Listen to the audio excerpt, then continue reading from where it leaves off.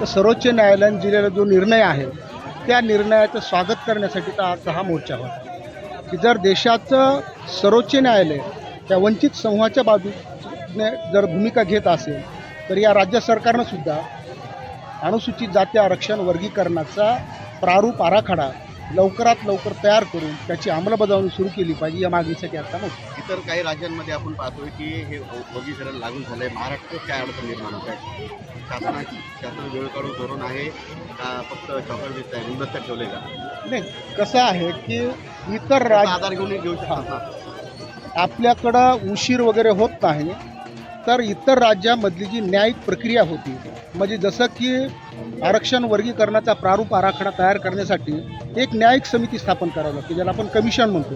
ते कमिशन यापूर्वी आंध्रमध्ये स्थापन झालेलं आहे, तेलंगणामध्ये स्थापन झालेलं आहे, कर्नाटकमध्ये झालेलं आहे, पंजाबमध्ये झालेलं आहे, हरियाणामध्ये झालेलं आहे. ही न्यायिक कमिशनची प्रक्रिया महाराष्ट्रामध्ये आता झालेली आहे आणि त्या कमिशनचा रिपोर्ट काल 10 मार्चला या ठिकाणी आलेला आहे आणि म्हणून कुठल्याही कमिशनच्या रिपोर्टवर अगदी दुसऱ्या तिसऱ्या दिवशीच काय निर्णय होत नसते.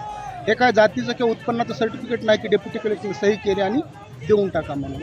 ही अत्यंत गुंतागुंतीची प्रक्रिया असते. या प्रक्रियेमध्ये ज्या जाती आजपर्यंत जवळपास 76 वर्षामध्ये ज्यांना या रिझर्वेशनचा संपूर्ण लाभ मिळत होता त्या जातीच्या हिश्श्याचं काही कमी करून त्या वंचितांना द्यावं लागत असतं आणि म्हणून मग अशी प्रक्रिया होत असताना जो काय होणारा खडखडाट आहे आता ह्याच्यामध्ये ज्याचं नुकसान होणार आहे ते मोर्चे काढत आहे.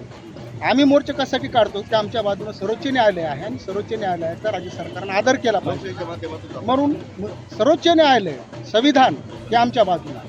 आमच्या बाजूनं डॉक्टर बाबासाहेब आंबेडकर आहेत, आमच्या बाजूनं भारतीय संविधान आहे आणि आमच्या बाजूनं सर्वोच्च न्यायालय आहे. म्हणजे या देशातल्या सर्वोच्च संस्था ज्या आहेत त्या सगळ्या आमच्या बाजूनं आहेत आणि म्हणून आमचं हे रिझर्वेशन कुणीच रोखू शकत नाही.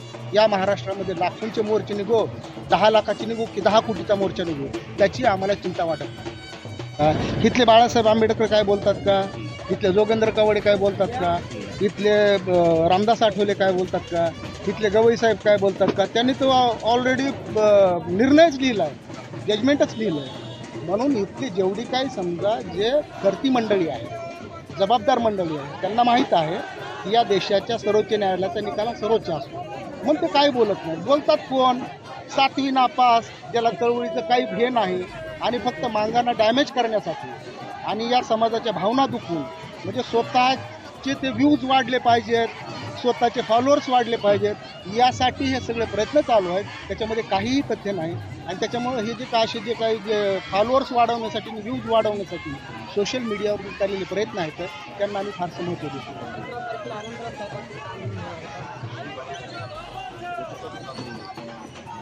बाबासाहेब आंबेडकरांनी या देशातील हजारो तळातील जातींना, उपेक्षितांना, वंचितांना या ठिकाणी बोलायचं शिकवलेलं आहे. जर समजा आम्ही हजारो वर्षापासून मुके होतो म्हणजे मांग जर बोलणारा असेल तर निश्चितपणे या ठिकाणी प्रत्येकाला बोलण्याचा अधिकार आहे आणि म्हणून जर आनंदराज साहेब जर मोर्चा काढणार असतील तर आम्ही त्या मोर्चाचं स्वागत करतो आम्ही की त्यांनी सुद्धा त्यांची भूमिका मांडली पाहिजे आणि ती भूमिका संवैधानिक असावी.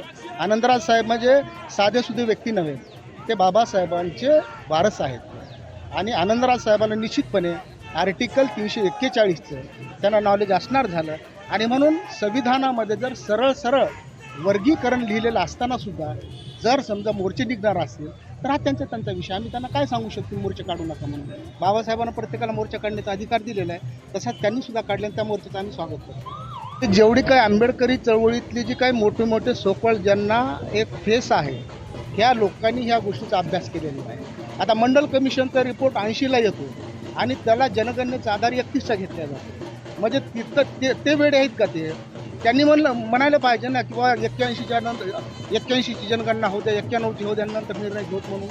त्यावेळेस त्यांनी ब्रिटिशकालीन जनगणनेचा आधार घेतलेला आहे. तसंच आतासुद्धा आमची मागणी आहे की जर मंडल कमिशनसारखं देशातील कोट्यावधी ओबीसीच्या निर्णय घेण्यासाठी जर 1931च्या जनगणनेचा आधार घेतला जात असेल तर साहजिकपणे आतासुद्धा 1931 आणि 61च्या जनगणनेचा आधार घेतला पाहिजे. जी 2011ची जी जनगणना आहे ती डाऊटफुल आहे आणि म्हणून ती जनगणनेचा आधार न घेता राज्य सरकारनं 1931च्या जनगणनेचा आधार घेतला. आणि आणखी एक तुम्हाला सांगतो, जनगणना हा एकमेव निकष नाही. इथं असतो सामाजिक मागासलेपण आणि संधीचं वाटप झालेलं ते मोजायचं असतं आणि हे कुणाकडं असतं?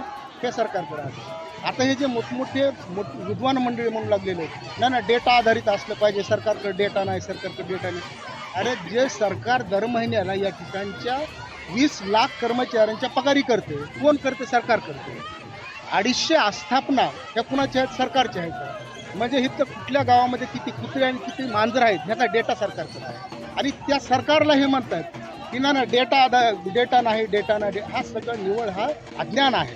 बदल समितीचा अहवाल सार्वजनिक करा. सर्वे करणारी समिती आहे का? सर्वे करणारी समिती आहे. सार्वजनिक करा म्हणतात. काय अहवाल नेमका काय चित्र कळू द्या तेच ना, आता कुणी म्हणेल की बदर समितीचा अहवाल अगोदर माझ्याकडे आणून दे, मला वाचू दे. तू निर्णय घेणार आहे का? बदर निर्णय घेणार आहे. आणि म्हणून बदरला कुणाला भेटायचं कुणाला नाही भेटायचं हे ते न्यायमूर्ती आहे, हायकोर्टाचे न्यायमूर्ती आहेत. आणि त्यांनी असे कित्येक आयोग लिहिलेले असतात, कित्येक रिपोर्ट लिहिलेले आहेत. आयोगावर ही जिम्मेदारी नाही किंवा तशा पद्धतीची आयोगाची कार्यकक्षा नसते की तुम्ही रिपोर्ट लिहायचा आणि तुम्ही गावागावामध्ये दाखवत फिरायचं की हे बघा रिपोर्ट, हे बघा. हा निव्वळ हे अज्ञान आहे. कुठलंही कमिशन रिपोर्ट जाहीर करत नसतं. अरे अगोदर जर रिपोर्ट जाहीर केला उद्या दंगली होतील ना. आणि म्हणून